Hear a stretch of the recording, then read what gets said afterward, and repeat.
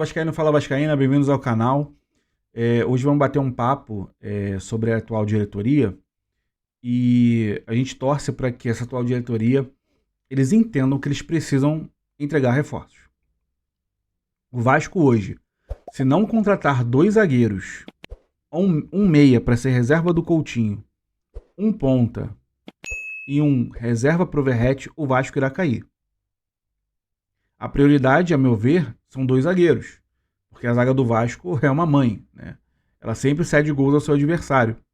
E por falhas individuais. Jogadores que não estão conseguindo desempenhar minimamente seu papel.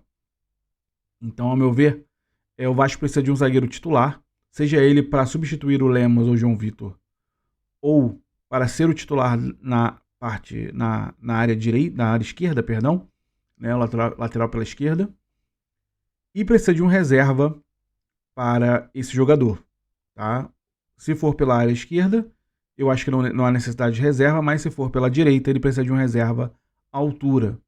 Tá? O João Vitor, a meu ver, ele não pode ser mais uma opção no Vasco da Gama. O Vasco da Gama deveria buscar a venda desse jogador, passar essa dívida de 30 milhões à frente, mesmo que você não lucre com o João Vitor, mas você passa essa dívida de 30 milhões à frente.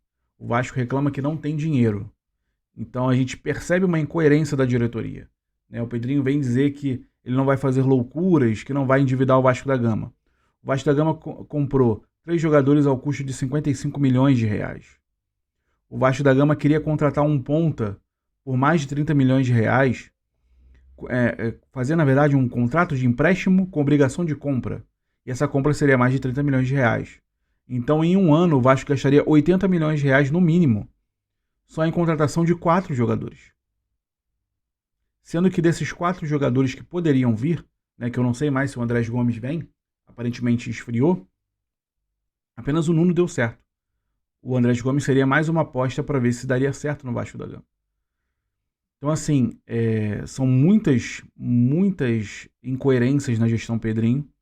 Eu não entendo porque não se olha para o mercado nacional. Você não vai buscar um bom zagueiro na Série B, destaque na Série B. Você não vai buscar um bom ponta na Série B. Né? Jogadores que possam vir e acrescentar ao clube sem uma despesa muito alta. Né? Então, essas incoerências. Mas a zaga, ela é primordial. O Vasco precisa fazer todos os seus esforços, o máximo possível para contratar 2 zagueiros. O Vasco precisa de 2 zagueiros. Tá? Até mesmo porque o João Vitor, como eu disse, não deveria ser uma opção. Você ficaria com um zagueiro pela direita, titular, Lemos, Lucas Freitas e Luiz Gustavo. O Vasco teria 4 zagueiros. Já forma uma questão de zaga boa. Né? Forma uma competição ali boa de zaga. João Vitor e Lucas Oliveira, para mim, são descartáveis, deveriam sair do clube. Mas seria muito necessário. Saiu também recentemente a notícia que o Girona está interessado no Lucas Piton. Cara, bota a base para jogar. Se você conseguir uma boa quantia no Lucas Piton, bota a base para jogar. Não tem como. Entendeu? O Vasco, ele sempre foi salvo pela sua base. E o Diniz, ele não coloca a base para jogar. Então, se o Piton for vendido, seria uma boa fazer um dinheiro, obviamente, né? Se você vender o Piton, é por uma quantia considerável. Então, você venda o Piton e faça um dinheiro com ele. E bote o garoto da base para jogar.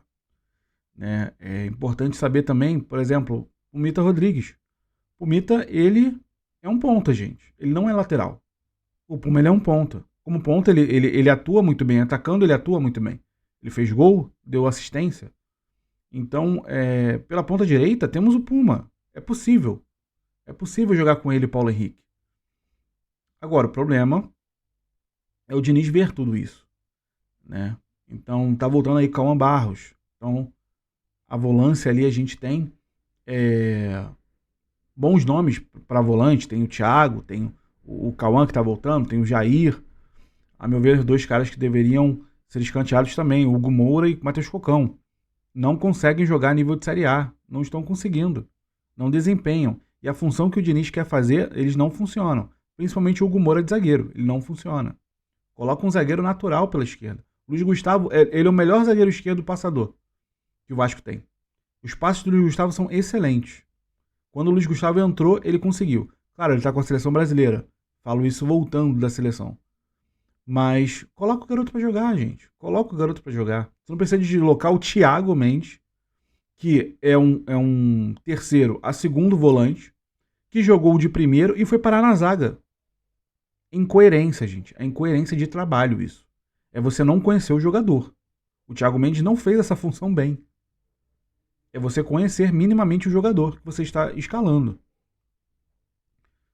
Por que eu também digo que o Vasco tem que trazer um meia? O Garré não é um homem de confiança pro Fernando Diniz. Tanto é que o Coutinho sai e ele coloca o Lloyd. O Garré não é um meia. Ele não é um jogador que não é ponta. Todo mundo fala, o Garré não é ponta, não tem que jogar na ponta. Ele é um meia. Por que quando o Coutinho sai não é ele que entra? Ele não tem um passe bom? Não é isso que foi vendido para nós? Que o Garré é um bom jogador, é um meia, que sabe dar passes. Coloca o Garré para jogar no lugar do Felipe Coutinho, quando o Felipe Coutinho cansar. Ou começa com o Garré e depois você põe o Felipe Coutinho quando o outro time já estiver mais cansado e ele com gás. São coisas simples do futebol que parece que o Fernando Diniz não consegue enxergar. E isso é muito preocupante. Né? O Vasco necessita de um reserva para o Verratti. Se o Verratti lesionar, gente, o que acontece com o Vasco se o Verratti lesionar? Que jogador vai para o ataque? O GB, que toda hora está lesionado também? O Vasco não tem um reserva para o Verratti que vai competir com o Verratti por posição. O Vasco não traz. Qualquer time tem um reserva, gente. E o Vasco não traz. O Vasco não tem nenhum reserva para o Verratti. Aí vai ter que improvisar o David para ser centroavante. É muito complicado. O Fernando Diniz, em certos pontos, ele é muito complicado porque ele é muito teimoso. Ele não muda. E esse é o problema do Vasco. Não é o Fernando Diniz em si, só que é um problema que ajuda a piorar a situação do Vasco. Se o Fernando Diniz não pensar diferente da caixinha que ele pensa, o Vasco vai cair também. Já que não tem reforços e o Fernando Diniz não muda a forma de jogar, a forma que ele está jogando não está funcionando. O Vasco produz e não conclui. O Vasco não converte em gols. Então a gente tem um time que é limitado tecnicamente, não é um time... o Vasco de hoje não é melhor que o Fluminense, que foi campeão da Libertadores. Só que o Fluminense, campeão da Libertadores, o Diniz, tinha jogadores de qualidade muito mais elevada que os jogadores do Vasco. Principalmente na volância e na zaga. Então ele conseguiu fazer o que ele fez. Eu não acho que o ataque do Vasco seja um problema. Mas ele conseguiu fazer porque ele tinha uma defesa sólida. O Vasco não tem essa defesa sólida. Não tem um meio de campo sólido. O meio de campo do Vasco é frágil. O melhor jogador de meio de campo do Vasco é o Tietê. No atual momento é o Tietê. Por quê? Felipe Coutinho não consegue jogar 90 minutos. E se tentar jogar 90 minutos, ele se cansa em 70, em 60. Thiago Mendes a gente não sabe, chegou agora. Né? Hugo Moura, todo jogo falha em algum lance. Matheus Cocão também. Jair a gente não vê jogando, que é um jogador que o Diniz pediu para ele ficar. A gente não vê o Jair jogando. Então é tudo muito complicado, gente. Então a gente vai ter a volta do Cauã Barros, que a gente vai ver se o Diniz vai colocar o Cauã Barros, já que ele está voltando. Né? É um destaque da Série B. Vamos ver se o Cauã Barros consegue solucionar algum ponto. Porque a base do Vasco, ela soluciona para o Vasco. Ela sempre solucionou. Só que o problema é quando o técnico não põe a base. Né? Você não põe o Zuccarello, você não põe o Estrela, você não põe o Luiz Gustavo, você não põe, se não me engano, é Juninho. Se não me engano, é o Juninho, tá? Juninho ou Leandrinho na lateral. Você não põe os garotos da base para jogar. E é muito complicado, porque assim, você não põe para jogar porque você acha que vai ter uma pressão muito alta. Mas os caras que eram para estar resolvendo, que ganham 900 mil, não estão resolvendo. Enquanto o garoto da base entra e dá resultado. O garoto da base entra e responde à altura. Mas aí você não quer pôr porque tem medo de queimar, ou tem alguma ordem interna de não colocar o garoto. Porque pode ser que tenha algum empresário que queira que o seu jogador continue ali sendo titular. Então é muito complicado. Se o Fernando Diniz não mudar isso e o Vasco não contratar, o Vasco vai cair, gente. Infelizmente, essa é a realidade. A realidade do Vasco é essa. Entramos na zona de rebaixamento com a vitória do Santos sobre o Juventude. E vocês acham que o Vasco, da forma que ele está jogando, ele vai ganhar do Atlético Mineiro? Vai ser muito difícil. Vai ser muito difícil o Vasco sair nas próximas 2 rodadas da zona de rebaixamento. A não ser que ele alcance 2, 3 vitórias seguidas. Aí pode ser que o Vasco saia. Até porque o Vasco tem 2 jogos a menos. Mas cada vez se desenha um cenário pior para o Vasco. E o pior, na verdade, já está. O Vasco está na zona de rebaixamento. Esse é o pior cenário. Agora, se for ultrapassado pelo Fortaleza, aí é um cenário destruidor. Tá? E aí eu não sei se o Diniz aguenta até o final do ano. Tá?